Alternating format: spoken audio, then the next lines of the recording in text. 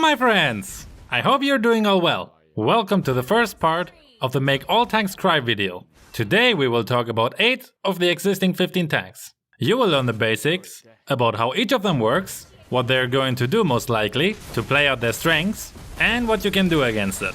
It's basically the principle of, if you know the enemy and know yourself, you need not fear the result of 100 battles. To clarify something, I'm always taking the primary role of the heroes. Lolita's main role, for example, is support. And that's why she will be covered in the support video. Same goes for Faramis, by the way. I haven't forgotten him. Now, before we start, the 5 shoutouts of today goes to Namikaze Naruto, Lan Christopher, Tristan Zakim, Knock Knock 7, and the Banana Man. As always, write something nice in the comments. Also, I want to give a very special shoutout to Isoya Yasushi. As you know, I just launched my Discord server. Or if you didn't know, feel free to join.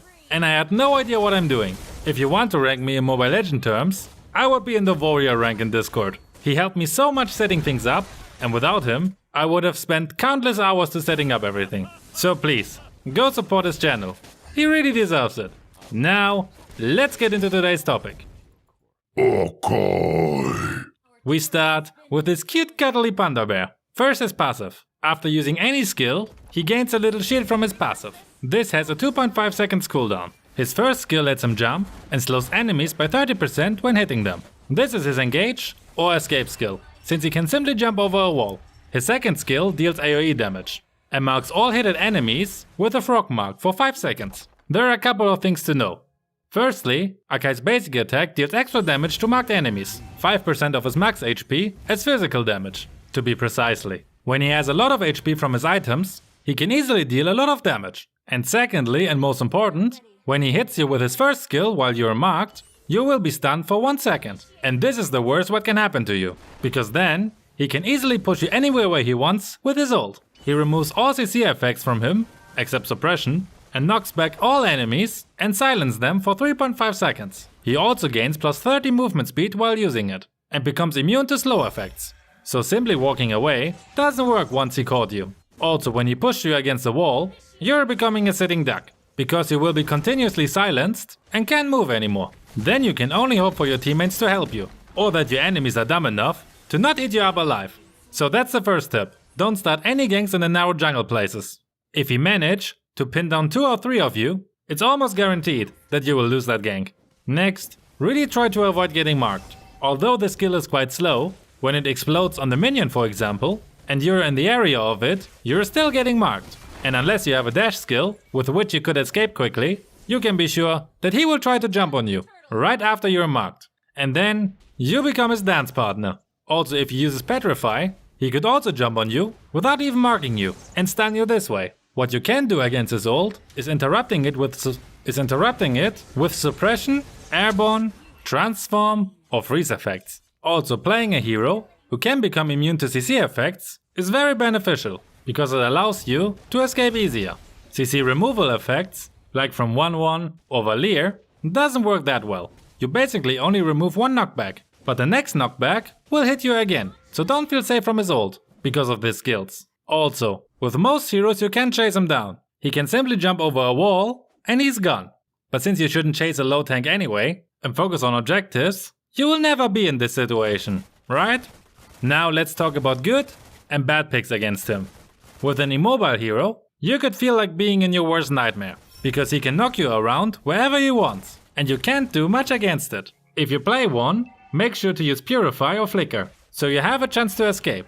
He is also a good counter against Fanny if she tries to spam the enemy dead near a wall. Heroes who can keep their distance to him, or have a blink skill to avoid his jump on the other hand, works very well. Heroes who can interrupt his ult obviously as well. Examples for this are Nana, Aurora, Kaja, or Kufra. Also, as mentioned, Purify can be your savior when you're trapped in his ult. I hope I haven't forgot anything, but in the case that I did, write it down into the comments. Any addition is happily received. Now, let's move on to Basha. He's really an interesting hero. His passive reduces the final damage received by 25, and he reduces the regen effect of enemies by 30% when he hits them with a skill. This lasts for 4 seconds, so he has a default anti-heal included in his asset. This is by the way stackable with a life drain effect from the anti-heal items. His first skill lets him rollin'. If he hits an enemy, he deals magic damage. All of his skills deal magic damage by the way. Stuns the enemy for 0.8 seconds and slightly knocking back nearby enemies. He can also jump while he is accelerating forward and also jump over obstacles. If he hits an enemy while he jumps, the damage is slightly increased and the stun duration is increased to 1 second. When he hits an enemy minion or jungle creep, he stops as well. So if you run away from him, make sure to use them to not get hit. The roll doesn't go forever as well. It stops after 9 seconds. With his second skill, he throws a shield against your head that deals damage, which is increased by his magic power and by 6% of the target's max HP. So someone with a lot of HP can take quite some damage from it. It also slows you down by 50% for 1 second, and when he hits an enemy or creep with it, the cooldown of it is reduced by 85%, so be careful. While it disappears when hitting an hero or a creep, it will not disappear when hitting a minion, so you cannot hide from it behind minions. With his ult, he increases his movement speed by 30% and creates a lava path each 0.5 seconds that deals continuously damage while you touch it and slows you down by 15%. If he stands on one place still and you're next to him, the lava path will stack up and the damage becomes quite high, so don't do that. The damage reduction effect from his passive is also increased by 140%. If we do the math, it's increased by 35 points, so 60 damage reduction in total. The ult lasts for 10 to 14 seconds, depending on his level. So from his skill set, you can already see the difference to Akai. Baxia lacks the CC skills, but has potentially more damage, and is able to sustain more. He's one of the tanks that you could call a meat shield, at least in the early game. By the way, I can really recommend you this Reddit post from I Like Mages. To give you a little look behind the scenes, I'm always researching if I forgot to mention anything about a hero for these videos. And while researching, I found this post about understanding heroes' archetypes and how to counter them. I think it can give you a great overview on how to counter certain hero archetypes. And you should definitely check it out, and if you have a Reddit account, upvote it and leave a nice comment. Back to Baxia now. You can expect fast rotation from him due to his first skill. So when you see him on the lane next to you, he could be near you a couple of seconds later.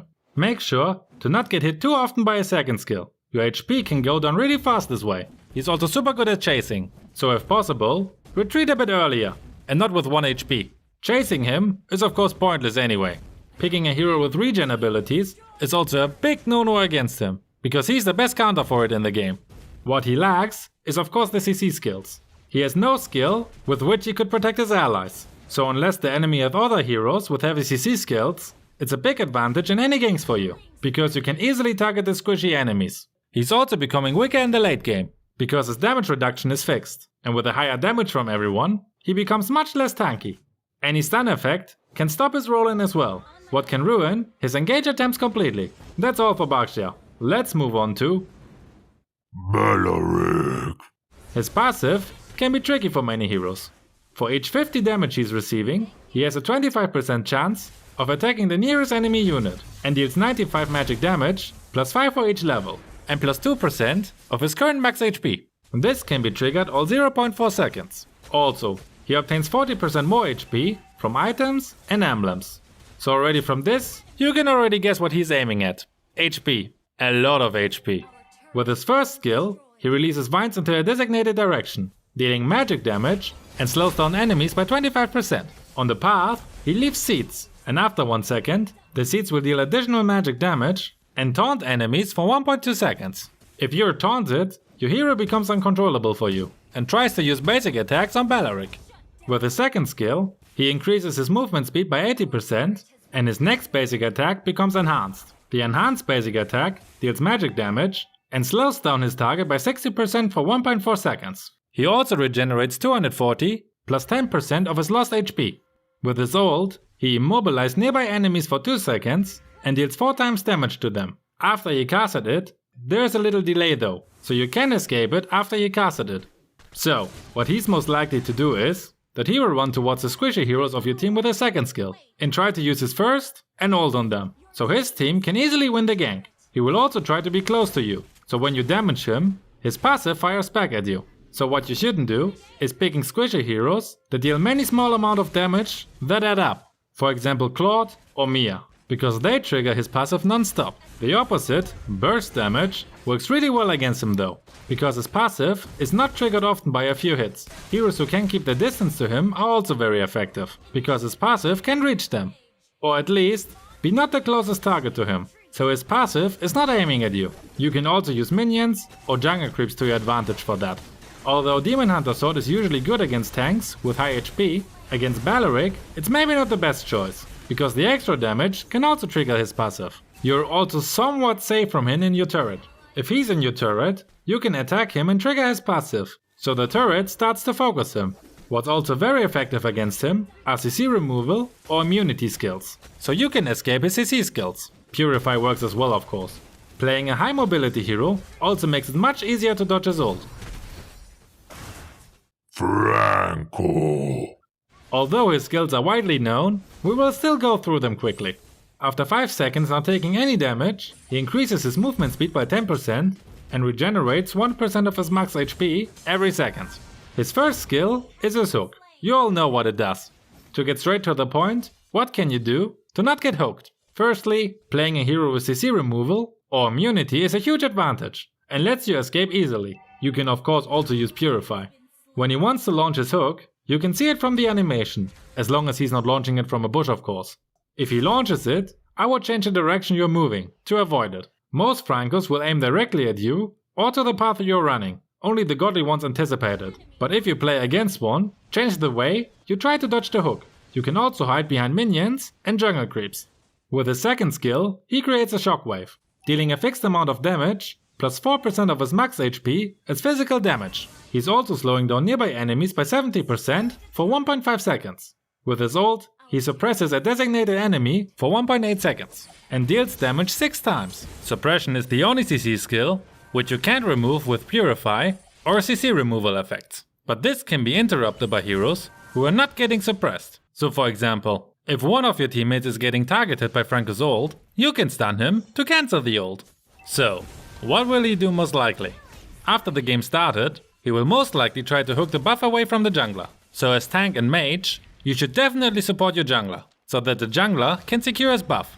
As jungler, you could also think about to take the red buff first. Most Francos will expect that you will go first to the blue buff. So with the support of your allies, you should be able to take that without too much trouble. Picking a jungler who can clear the buff fast is advisable, especially when you cannot be sure if your allies really support you. In a skirmish, like a 2v2, he can play out his strengths the best. He will try to hook the damage dealer and use his ult on them. This can be already enough to make the fight a very one-sided affair. That's why you should be really careful when engaging a squishy hero. Find the right moment and keep your distance to him to avoid his ult. In a 5v5, he becomes less scary, because his hook and his ult is single targeted. Also, he's not as tanky as most other tanks in the game, so it's easier to take him down. As tank, don't be afraid to protect your allies from his hook, and stand in front of them. When you're getting hooked, and you play a hero like Tigreal for example, he gives you basically a free engage, and this you could use to your advantage. Now for the heroes you should choose. When you play a hero with long range attacks, you're good to go. As long as you manage to dodge Franco's hooks, you shouldn't have too many problems against him. The only way he could catch you is with his flicker then. Playing a hero with a dash skill would be also a good thing, because it makes it much easier to dodge the hook. When you play a hero with the ability to instant stun the enemy, you can use it on him to interrupt his ult and save your teammates. What you shouldn't pick are heroes who have one mega strong ult, because Franco can easily interrupt it with his ult. Talking about heroes like Claude, Odette or Badang for example. Playing a squishy hero who have to get close to its target is also not the best idea, because again, his ult can stop them easily. For example Fanny. And last, when you play a hero with low mobility, you have to be good at dodging his hook. Otherwise, the game could become a nightmare for you. Examples are Eudora, Vale or Layla. His passive increases his movement speed, physical and magic defense, and his HP regen when he's near a wall or a turret. So he will always try to be near one, just that you are aware of that. The wall he creates with his second skill also counts for it. You can see that it's active by the shield around him. With his first skill, he starts to charge his attack. And the more it's charged, the higher damage it deals. Fully charged, it really deals a huge amount of damage for a tank. When he hits an enemy, he also slows him down by 40% for 2 seconds. He also becomes immune to CC effects while he charges and he's near a wall. With his second skill, he creates his wall, which he can use in many different ways. Blocking escaping enemies, lets his allies retreat, blocking minions away from the turret. There are many ways how he can use it. Using this skill makes a difference in between a good and a bad Grog player. Better hope you play against one that is trapping his own teammates. With his ult, he is charging forward and deals physical damage to all enemies in his path and knocking them up. He is immune to CC effects while charging, except suppression, airborne, transform and freeze effects. When he's hitting a turret or a wall, he deals a huge amount of extra damage and reduces the cooldown of his skill by 30%. So, in the early game, you can expect him to play very aggressive. His first skill damage is really high early on, and the cooldown of it is pretty low. So a squishy hero, you definitely need support against him. If you run around alone, one fully charged first will take away almost half of your HP. Especially as jungler you need support, or you have absolutely no chance when he invades it. Otherwise he's a great meat shield. So don't be a noob and blast your ult into his stone face. Also never forget his CC immunity when he uses his first skill. So when he charges toward you, just try to get out of there. He can also be played very effectively on the side lane, so be aware of that. I hope I haven't given any Grog mains some nasty ideas now. Forget what I said, he's really bad on the side lane. So, while he deals a huge amount of damage, has CC immunity, has a good mobility because of his passive, and is really tanky, he lacks one thing, CC abilities. The only CC ability he really has is his ult, and that's not enough to stop any team in a gank. So, just make sure to not waste your skills on him, but on the squishy enemies, because he can't really protect them from you. Items like Demon Hunter Sword, Glowing Wand or Malefic Roar can be really helpful to tear him apart, and any damage that takes the max HP of your enemy into account as well. Playing a hero who can abuse his walls would be a very good idea as well. Examples are Akai, Badang or Fanny. You can also pick them of course if your teammate plays Grog. Don't use your CC skills on him while he's charging and his passive is active. Just wait until it's over and then use it. Or you just avoid being near a wall. Then he have to leave them if he wants to attack you. Hylos. Another meat shield hero, and probably my favorite tank to play, along with Tigreal and Khufra. His passive lets him receive 1.5 max HP for every point of mana he gained from equipments and emblems. Once he has no more mana, he can use his HP to cast his skills. So, don't think you're safe from him just because he has no mana. With his first skill, he deals magic damage and stuns an enemy for 1 second. With his second skill, he releases the Ring of Punishment. He deals every second damage to the surrounding enemies, slowing them by 6% and reduces their attack speed by 5%. This can stack up to 10 times. Each stack lasts for 2.5 seconds and increases the damage of the ring by 5%. With this skill, he can deal a good amount of continuous damage to the enemy. With his ult, he creates a pathway for 6 seconds. He recovers 3% of his max HP and becomes immune to slow effects while he's on it. Allies moving towards the pathway increases their movement speed by 60%, himself included, while enemies moving away from it will have their movement speed reduced by 70%. So in conclusion, he's another tank who can deal and take a huge amount of damage. Due to his passive, he will stack up a huge amount of HP, what lets him use his skills for a very long time, and also lets him sustain a lot. Again, against this, you can use items or heroes with skills that target the max HP of an enemy. He will be most likely very aggressive in the early game, although he's not as good at invading as heroes like Grog or Jawhead. But in a 1v1 against a squishy hero, he will come out on top on the early game. In general, he's effective against burst damage heroes, because their damage is not high enough to beat him down. And he's also good against immobile heroes, because he can easily drain them out of life with his ring, and they can't get away from him unless they use Flicker. What he's weak against are, as mentioned, any damage that deals percentage damage or hard CC skills that stops him from engaging. He's also weak against heroes who can keep their distance to him and use range attacks. Khufra. The big ball guy, or CC monster, call him whatever you want. After every 12 seconds, his next basic attack becomes ranged and lets him deal magic damage based on his physical attack and his max HP. He's also slowing down the target by 30% for 1.5 seconds and regenerates 8% of his max HP. The cooldown of it will be reduced by 4 seconds every time he controls an enemy. So for example, if he controls 3 enemies at the same time, it's instant resetted. His first skill is his engage skill. He charges it, and the longer he charges, the further he will jump. If he hits an enemy hero, he will knock them and all nearby enemies up for 1.1 seconds. The knocked up duration also scales up the longer he charges the skill. For this, I highly recommend to turn off the in-game music. When he charges his skill, you can hear it even when he's in the bush, so you can prepare for it and dodge it when he comes flying. Back then when I started to play ML, he was the reason why I turned it off. For exact this reason, he can also pass through obstacles with it, so be aware that he can jump on you from anywhere. With his second skill, he becomes a bouncing ball, what increases his physical and magic defense by 30%, which scales up to 100% on the highest level. When you try to use a blink skill to move across him, you will be knocked up. That includes flicker, so don't waste it. Each time the ball hits the ground, he will deal magic damage to all nearby enemies and slows them by 80% for 0.2 seconds. This skill is a nightmare for all heroes with blink skills. By the way, you can still target him with stunts. That doesn't stop him from bouncing, but he can move, what lets you and your teammates much easier escape from him. It can be cancelled by airborne, freeze, suppression or transform effects.